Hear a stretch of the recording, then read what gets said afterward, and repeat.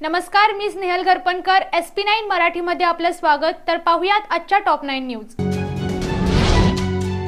दरवर्षीप्रमाणे यंदाही दिवाळीच्या काळात सामान्यांच्या खिशाला कात्री लागणार आहे. महसूल वाढवण्याच्या दृष्टीने परिवर्तनशील हंगामी भाडेवाढ सूत्रानुसार एसटी महामंडळाने या दिवाळीच्या हंगामात आपल्या सर्व बस प्रकारच्या तिकीट दरात सरसकट 10% भाडेवाढ करण्याचा निर्णय घेतला आहे. दरवर्षीप्रमाणे यंदाही दिवाळीच्या काळात सामान्यांच्या खिशाला कात्री लागणार आहे. महसूल वाढवण्याच्या दृष्टीने परिवर्तनशील हंगामी भाडेवाढ सूत्रानुसार एसटी महामंडळाने या दिवाळीच्या हंगामात आपल्या सर्व बस प्रकारच्या तिकीट दरात सरसकट 10% भाडेवाढ करण्याचा निर्णय घेतला आहे. ही भाडेवाढ 7 नोव्हेंबरच्या मध्यरात्रीपासून म्हणजे 8 नोव्हेंबर ते 27 नोव्हेंबर दरम्यान लागू राहणार आहे. त्यानंतर मूळ तिकीट दराप्रमाणे तिकीट आकारणी सुरू होईल. तसेच ज्या प्रवाशांनी आगाऊ तिकीट आरक्षण केले आहे त्यांच्या तिकिटांची उर्वरित फरकाची रक्कम प्रत्यक्ष प्रवास करताना वाहकाकडे भरावी लागणार आहे. मराठवाड्यात कुणबी नोंदी शोधण्यासाठी जी मोहीम राबवण्यात आली त्याप्रमाणे आता संपूर्ण राज्यभर ही प्रक्रिया मिशन मोडवर राहण्याचे निर्देश मुख्यमंत्री एकनाथ शिंदे यांनी विभागीय आयुक्त आणि जिल्हाधिकाऱ्यांना दिले. मराठवाड्यात कुणबी नोंदणी शोधण्यासाठी जी मोहीम राबवण्यात आली त्याप्रमाणे आता संपूर्ण राज्यभर ही प्रक्रिया मिशन मोडवर राबवण्याचे निर्देश मुख्यमंत्री एकनाथ शिंदे यांनी विभागीय आयुक्त आणि जिल्हाधिकाऱ्यांना दिले. विभागीय आयुक्त आणि जिल्हाधिकारी कार्यालयांमध्ये या संदर्भात स्वतंत्र कक्ष स्थापन करण्याचे निर्देश देतानाच मराठा आरक्षणासंदर्भातील कार्यवाहींच्या कामकाजाच्या प्रगतीचा अहवाल दर आठवड्याला संकेतस्थळावर अपलोड करण्यास शिंदे यांनी सांगितले. या कामाच्या संनियंत्रणासाठी मंत्रालय स्तरावर अप्पर मुख्य सचिव दर्जाचे अधिकारी यांची देखील यावेळी नियुक्ती करत सरकारने मराठा आरक्षणासाठी संपूर्ण प्लॅनिंग आखलं आहे. राष्ट्रवादी काँग्रेस पक्षाचे पनवेलचे माजी जिल्हाध्यक्ष सतीश पाटील यांनी पुन्हा अजित पवार गटाला सोडचिठ्ठी देत शरद पवार गटात प्रवेश केला आहे. राष्ट्रवादी काँग्रेस पक्षाचे पनवेलचे माजी जिल्हाध्यक्ष सतीश पाटील यांनी पुन्हा अजित पवार गटाला सोडचिठ्ठी देत शरद पवार गटात प्रवेश केला आहे. रायगड जिल्ह्यातील खासदार सुनील तटकरे यांचे समर्थक म्हणून सतीश पाटील यांची ओळख आहे.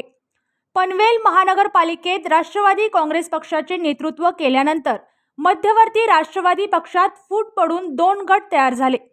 तटकरे यांच्या नावाने सतीश पाटील यांच्या शिक्षण संस्था आहेत.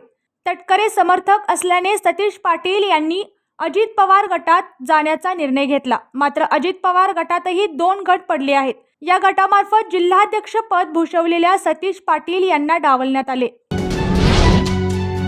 शुक्रवारी रात्री दिल्ली NCR सह उत्तर प्रदेश आणि बिहारमध्ये अनेक शहर भूकंपाच्या तीव्र धक्क्यांनी हादरलं.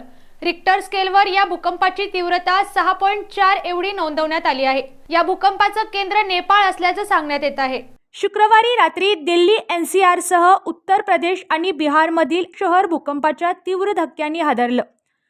रिक्टर स्केलवर या भूकंपाची तीव्रता 6.4 एवढी नोंदवण्यात आली आहे. या भूकंपाचं केंद्र नेपाळ असल्याचं सांगण्यात येत आहे. मिळालेल्या माहितीनुसार शुक्रवारी रात्री 11:32 भूकंपाचे धक्के जाणवले. अचानक जाणवलेल्या धक्क्यानंतर लोक घाबरून घराबाहेर पडले. मात्र सध्या तरी कुठलीही जीवित किंवा वित्तहानीचं वृत्त आलेलं नाही. पृथ्वीच्या खाली अनेक प्लेट असतात, त्यांच्या वेळोवेळी हालचाली होत असतात. त्यांची हालचाल झाल्यानंतर भूपृष्ठावर भूकंपाचे धक्के जाणवतात. यातील अनेक धक्के हे सौम्य असतात, मात्र काही भूकंप हे विध्वंसक असतात.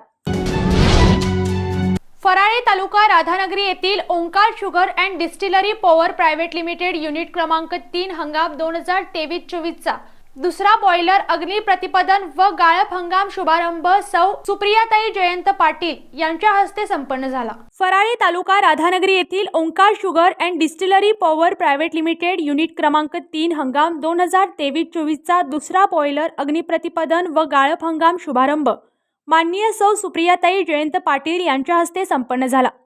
यावेळी माननीय चेअरमन बाबूराव बोत्रे पाटील ऊस दर एक रकमी 3150 टन जाहीर केला. हंगाम 2023-24 मध्ये कारखाना प्रशासनाकडून 4 लाख टनाचे उद्दिष्ट ठेवण्यात आले आहे.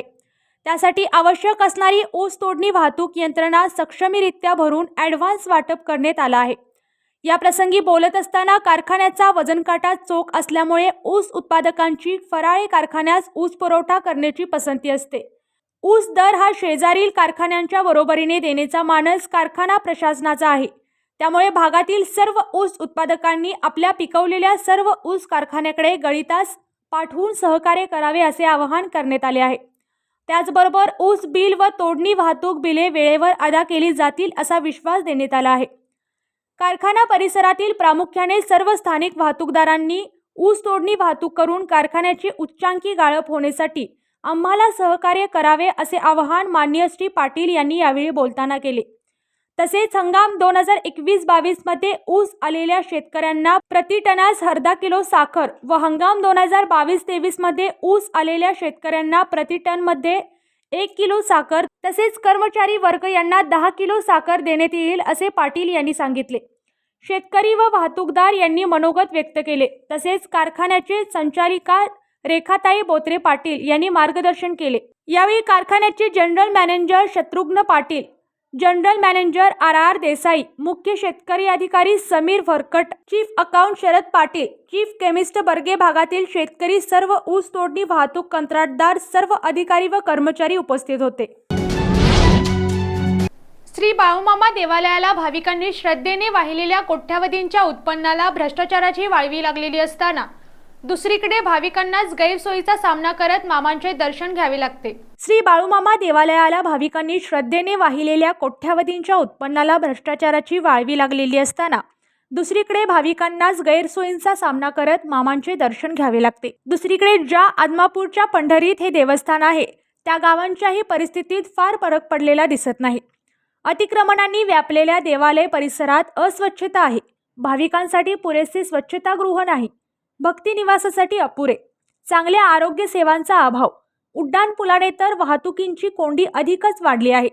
जिथे मामांनी देह ठेवला त्या मरुबाई मंदिराचा परिसर गैरसोयीच्या गर्दीत आहे.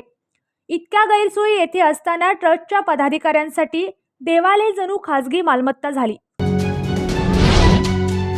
राज्यातील कारागृहातील कैद्यांसाठी विविध उपाययोजना राबवत असताना आता कॉइन बॉक्समध्ये पैशांऐवजी त्यांना स्मार्ट कार्ड स्वाईप करण्याची सुविधा देण्याच्या निर्णयाला गृह विभागाने ग्रीन सिग्नल दिला आहे.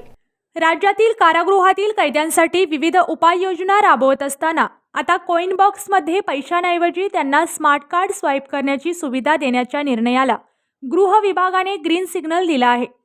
पुण्यातील एरवडा कारागृहात प्रायोगिक तत्वावर 7,000 कैद्यांना स्मार्ट कार्ड देण्यात आले आहेत. कैद्यांना महिन्यातून 3 ते 4 वेळा प्रत्येकी 10 मिनिटांसाठी फोनद्वारे कुटुंब, वकील यांच्याशी संपर्क करता येणार आहे. राज्यात एकूण 60 कारागृहे असून यात 9 मध्यवर्ती, 30 जिल्हा, 20 खुले कारागृहे व 1 किशोर सुधारालय आहे. यामध्ये एकूण 41,980 कैदी आहेत. अनेक परराज्यात तसेच दूर राहण्यास असल्यामुळे बंद्यांचे नातेवाईक अथवा वकील हे प्रत्यक्ष भेटीसाठी कारागृहात येत नाहीत. अशावेळी कैद्यांमध्ये नैराश्य वाढू लागते. यासाठी 2014 पासून कैद्यांसाठी दूरध्वनी सुविधेची उपाययोजना करण्यात आली आहे. सध्या कारागृहात 70 टेलिफोन आहेत. दूरध्वनी सुविधा वापरण्यासाठी कैद्यांना आपल्या नातेवाईकांचे दूरध्वनी नंबर कारागृह प्रशासनाकडे द्यावे लागतात. सदरचे दूरध्वनी क्रमांक पोलीस प्रशासनाकडून तपासणी करून खात्री करूनच संपर्क साधण्यास उपलब्ध करून दिले जातात. या सुविधेत आणखीन सुलभता आणण्याच्या दिशेनेही पावले उचलण्यात येत आहेत.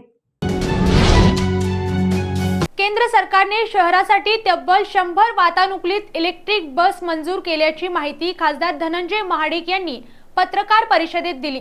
केंद्र सरकारने शहरासाठी तब्बल 100 वातानुकूलित इलेक्ट्रिक बस मंजूर केल्याची माहिती खासदार धनंजय महाडिक यांनी पत्रकार परिषदेत दिली. ते म्हणाले की शब्द दिल्याप्रमाणे पाठपुरावा करत राहिलो त्याला यश आल्याचे समाधान आहे. यावेळी भाजप जिल्हाध्यक्ष विजय जाधव, महेश जाधव, सत्यजित कदम, जयंत पाटील, राहुल चिकोडे उपस्थित होते. 2 महिन्यात केएमटीच्या ताफ्यामध्ये या बस सामील होणार आहेत.